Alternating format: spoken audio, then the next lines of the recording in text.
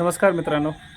भरपूर दिवस झाले मी व्हिडिओ नाही घेतले किंवा मी तुम्हाला तुमचा क्लास नाही घेतला किंवा मी लाईव्ह नाही झालो. त्याच्यामागे एक महत्त्वपूर्ण गोष्ट अशी आहे की थोडंसं मी माझ्या ऑफलाईन सेंटरचं काम काढलं आहे. एक रेसिडेन्शियल वर्कआउट म्हणजे रेसिडेन्शियल प्रोजेक्ट बनवतो आहे MPC करणाऱ्या विद्यार्थ्यांसाठी.